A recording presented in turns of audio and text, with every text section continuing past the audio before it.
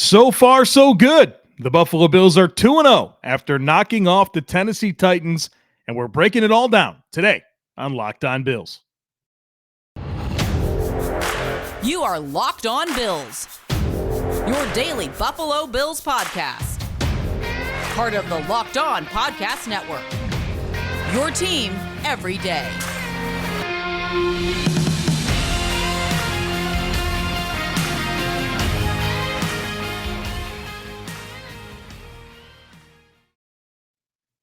What's up, Bills Mafia? It's Joe Marino from the Draft Network, and I'm your host of Locked On Bills.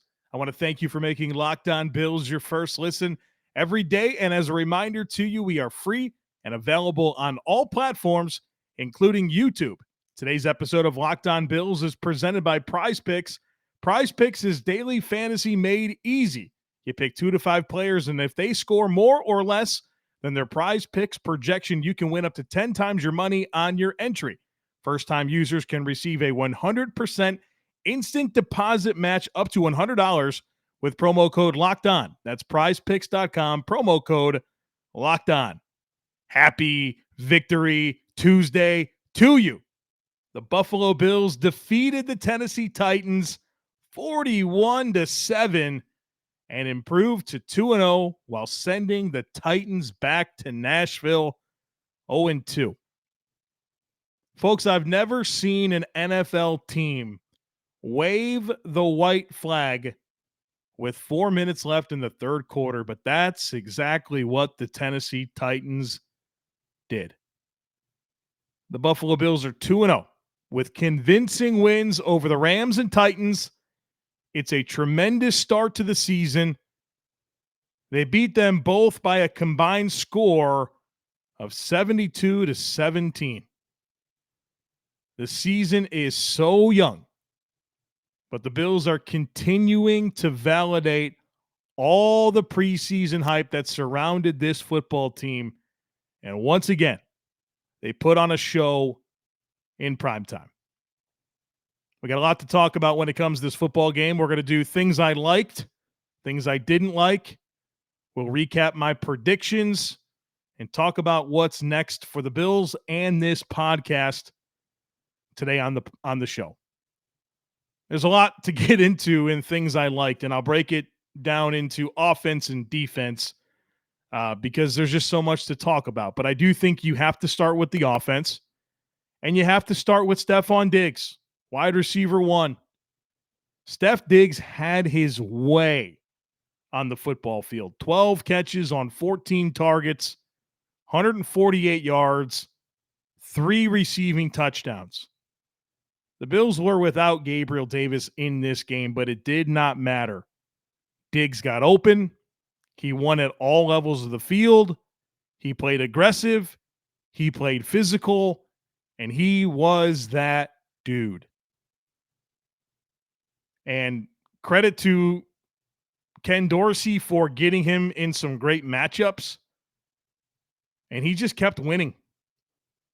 And Josh Allen just has so much confidence throwing him the football. That is a special duo. That is a special connection.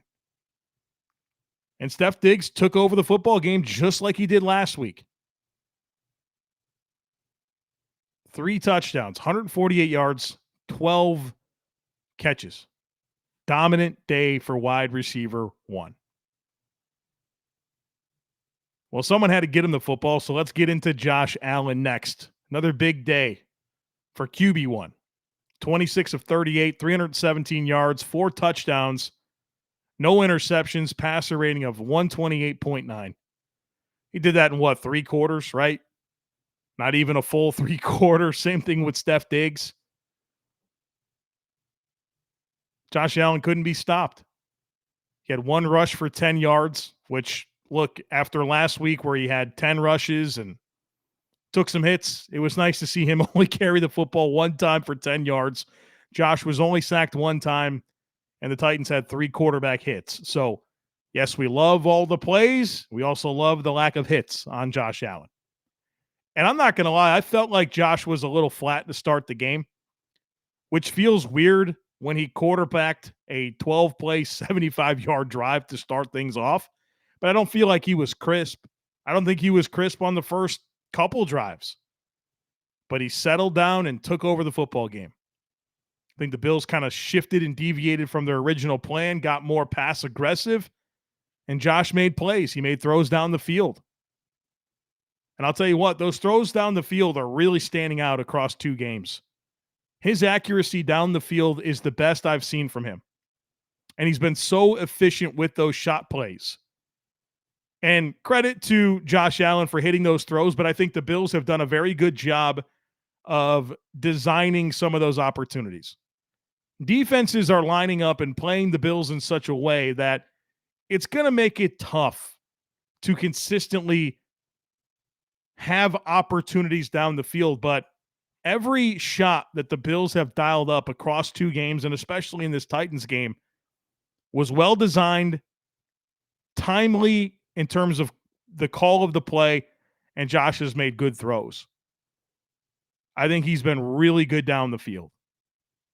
And when I talk about Josh Allen, I like to bring up that he puts maximum stress on a defense because he has access to the entire field with his arm, and then obviously what he can do with his legs.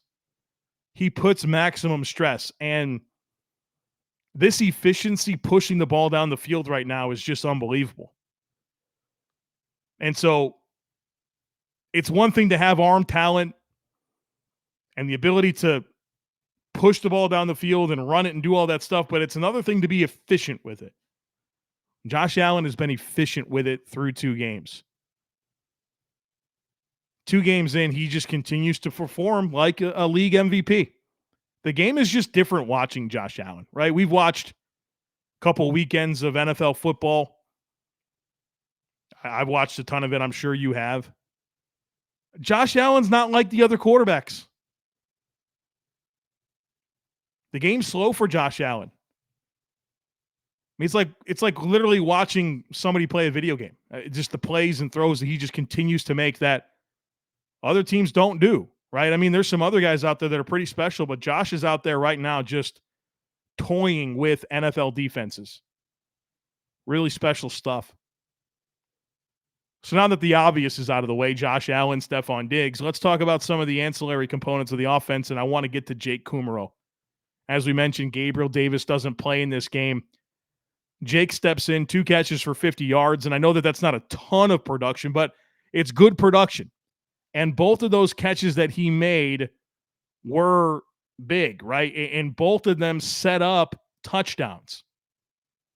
The first 2 touchdown drives. So while the game was still in the balance for Tennessee, his first catch was an 11-yard reception on a 3rd and 8 on the first drive. 3 plays later, you have a Josh Allen touchdown pass to Reggie Gilliam.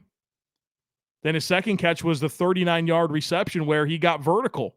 He stacked Caleb Farley, got down the field. Josh made a good throw, hit him in stride, put the Bills' offense in plus territory. 6 plays later, it's the first Josh Allen touchdown pass to Diggs. So 2 very clutch receptions that set up touchdowns while the game was still within reach for Tennessee. Jake Kumerow was part of that. Was really, really pleased with what he was able to do stepping in for Gabriel Davis with those 2 receptions. Collectively, I didn't love how the Bills ran the football in this game, but I do appreciate that all 3 running backs had an explosive run. Devin Singletary had a 16-yarder. Zach Moss had a 17-yarder. James Cook had a 33-yarder. And so I don't think the run game was very consistent. We'll talk about that later. But I like that all 3 of those guys had an explosive run. Shout out to Reggie Gilliam for his touchdown reception.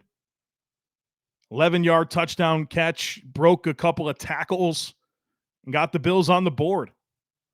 That's part of the design of this Ken Dorsey offense where, it's going to be a lot of Steph Diggs, but they're going to force you to defend and guard everyone. I mean, you look at just the distribution of the targets, and yes, it's a lot of Steph Diggs, and it should be. But they get the ball to Gilliam. They get the ball to Jamison Crowder, Isaiah McKenzie. Quentin Morris has a catch. Jake Kumaro. They're giving a lot of targets. They're spreading a lot of targets around, which puts just even more stress on defense.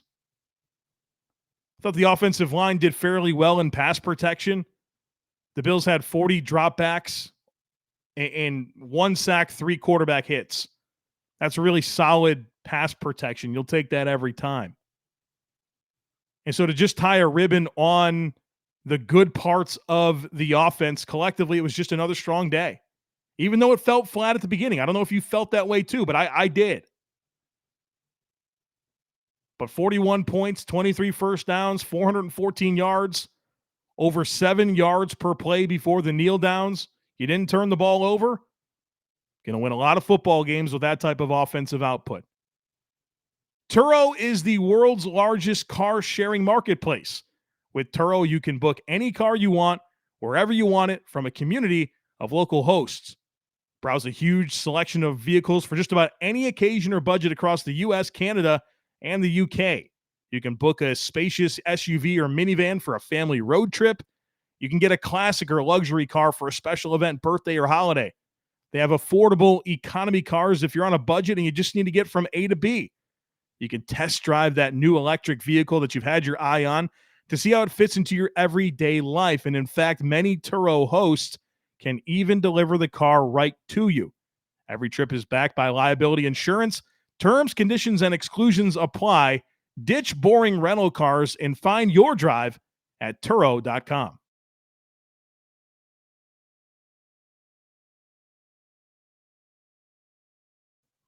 Let's talk about the things that I liked on defense. And I guess I could make this very simple and just say I liked everything after the first drive. First drive was not great. Titans had success running it with Henry. Tannehill made a couple of throws. They go 9 plays, 75 yards, score a touchdown with relative ease on their first possession. And then the rest of the game happened. After that drive, again, 9 plays, 75 yards, and a touchdown on the Titans' opening possession. After that drive, the Titans went punt, punt, end of half, punt, punt, interception, interception, punt, fumble, punt. So they had 75 yards on the opening possession. And then on their next 10 drives, they have 112 yards with 6 punts, an end of half, and 3 turnovers. The Bills really tightened the screws. Thought Matt Milano was the star of the Bills' defense. 3 tackles, tackle for loss, 2 pass breakups, and of course the interception return for a touchdown. He was a tone setter. And obviously the exclamation point is the pick six, but his downhill trigger, his pursuit of the football, his work in coverage early in the game was critical. How about Christian Benford? Never once had a coverage breakdown again, right? A rookie 6th-round pick. We've now seen him play for 8 quarters. He's been rock solid in coverage. But how about that big tackle for loss on Derrick Henry? Played through contact and chopped them down for a big tackle for loss early in the game. And I'm also pretty sure that he forced the Malik Willis fumble. A couple of big splash plays from the Bills rookie corner out of Villanova. Thought Kyer Elam was solid. Just like with Benford, you never felt one time that there was a coverage breakdown. He continues to hold his own. Had a couple of really nice tackles against the run where he was the contained player and made some big stops. And then he also had a pass breakup. Speaking of pass breakups, the Bills' back 7 collectively broke up a ton of passes. The Titans, as a team, because you got a little bit of Malik Willis in this game to go with Ryan Tannehill, they were 12 of 24 passing. So 12 completions, 24 attempts. 8 of the 12 incompletions were the result of a Bills defender breaking up the pass. The Bills defenders were making plays on the ball. That's a sign of a confident defense. A defense that understands where they're supposed to be, what the leverage of the defense is designed to do and are attacking the catch point. You love seeing them get their hands on some footballs.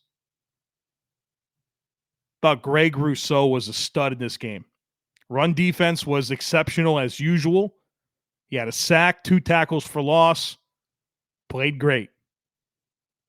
Von Miller had a big run stuff and a tackle for loss. Jordan Poyer, his second interception in as many weeks. He probably should have had 2 interceptions in this game. The Titans don't score if he catches the one that was thrown right at him, right? That first drive. Tannehill gave him one. He didn't take it, but he got the deflection. So Poyer came away with his second interception in as many weeks. And he also had some good run fits and tackled well. I thought the defensive line was strong. They didn't have the big sack numbers from last week. They had 2 sacks, but they were disruptive. And watching the game, I never felt for a second like there wasn't enough influence from them when rushing the passer. I thought they did a good job. They rushed well. They stayed in their lanes. And they affected the quarterback. A couple of sacks and a lot of pressure. How about Tremaine Edmonds? Thought he played well. Him and Matt Milano played really well.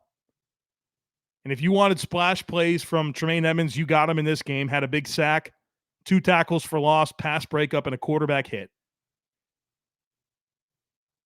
Played a very active game. How about that run defense? Collectively, very, very strong. Derrick Henry, King Henry. 13 rushes, 25 yards. Titans as a team had 27 rushes for 80 yards. You take that all day long. The identity of that football team is Derrick Henry and running the football, and you held Derrick Henry to 13 rushes for 25 yards. And the Bills continue to do a great job against Derrick Henry. I've said this all week long. Yeah, he had the big 74-yard run or however long it was last year. But that's like all he's done against the Bills. The Bills have consistently bottled him up. And maybe early in the game, they were a little too focused on it. And they allowed some completions, right? They allowed receivers to get between the B and C level of the defense because their eyes were so focused on playing downhill. But they adjusted. They bottled up Henry. And remember, the Bills were rolling with 2 practice squad defensive tackles in this game that played a ton. And they played a ton when the game was not a blowout. It's good team defense. So to tie ribbon on the Bills' defensive performance, they held Tennessee to 7 points, 12 first downs, 187 total yards, 3.5 yards per play, had 2 takeaways. It's a really outstanding performance for the Bills defense once again. And like I continue to say, if you play defense like that, if you have that type of defensive output on a weekly basis, you're going to win a lot of football games. Real quick on special teams, Tyler Bass was perfect. 2 of 2 on field goals, 5 of 5 on extra points. Jamison Crowder handled his business as a punt returner, which is a real delight to see. He fields the ball so confidently. And after last year, that's what I need, right? You stop a team, you force them to punt, you want to give the ball back to your offense. I feel good about Jamison Crowder right now in that role. And then we got to see Sam Martin punt. 3 punts in this game.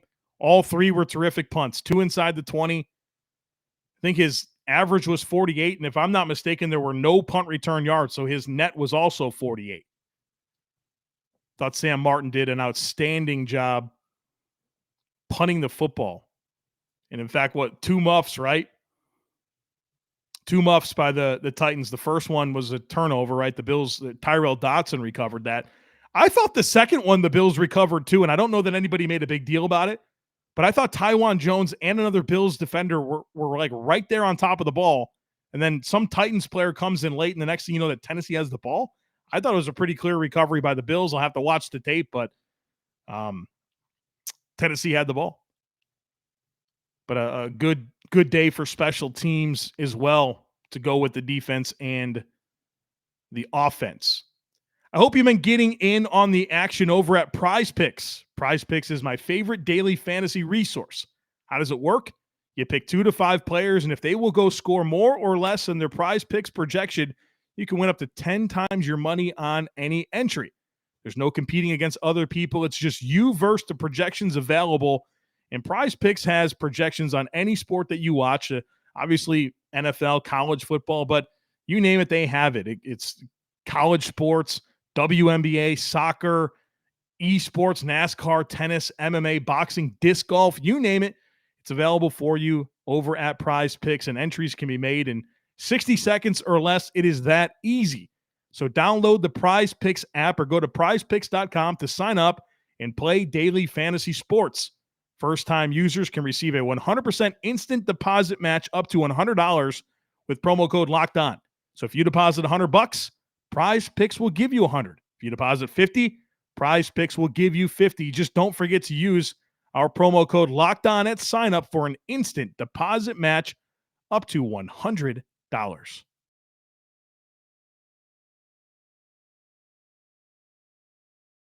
Let's talk about some things that I didn't like, and of course, it's injuries. The Bills came into this game a little bit shorthanded, didn't have Gabriel Davis, didn't have Ed Oliver, didn't have Tim Settle. And then just a bunch of injuries during the game. Mitch Morse got injured, some type of elbow injury. You can see it kind of got extended backwards. He finished the game. That's great. But he got injured. Dawson Knox left the game with an ankle injury. He finished the game. That's always very meaningful when guys finish. Dane Jackson taken away in an ambulance with a neck injury. There's some good signs there. Jordan Poyer said during his press conference following the game that he texted with him and said he was okay. Obviously, we saw immediately after that he was moving his arms and then, of course, his legs. So he has all of the movement. Hopefully, it's everything right now is precautionary and Dane's going to be just fine. But it's always tough to watch a guy get taken off a field in an ambulance. So prayers up for Dane Jackson. Matt Milano had a stinger. Micah Hyde had a neck injury. Jordan Phillips had a hamstring injury. And it's tough to say with Milano, Hyde, and Phillips, like when all of those guys went down, the game was out of reach. The Titans quit. And so the Bills listed them as out for the game. So technically they didn't finish. So I don't know. Jordan Phillips kind of came up on the pick six, the Milano pick six, got sniped, hamstring injury. Who knows the severity there? We remember Micah Hyde. He went down during a play, and then of course Milano with a stinger. Who knows the severity? Hopefully everybody's good. But right now I have some level of concern about Gabe Davis, Ed Oliver, Tim Settle, Dane Jackson, Matt Milano, Micah Hyde, Jordan Phillips. A lot of guys. Old Dr. Kyle Trimble is going to be working overtime for us this week. Other things I didn't like from this game. First of all, I don't think the Bills ran the ball well early in the game when they wanted to. And I kind of said this earlier. It felt like Ken Dorsey had to deviate from his plan a bit. And they went extremely pass aggressive, which turned out to be a great thing because that's where the Bills took control of the game. I mean, there was a point in this football game where they had 30 passes and 8 runs. And I think they finished with 40 passes, 41 called passes actually, and 23 rushing plays in a 41-7 win. So I just, early in the game, they wanted to run the ball a bit. They wanted to be a two-dimensional offense, and it just didn't happen.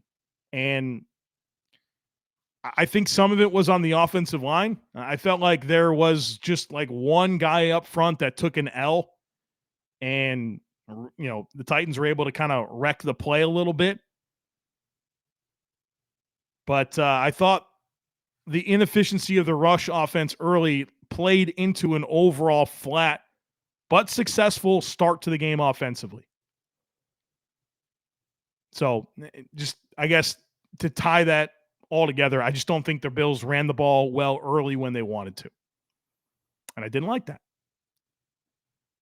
I didn't love the finish to the second drive. That was not a good sequence for the Bills.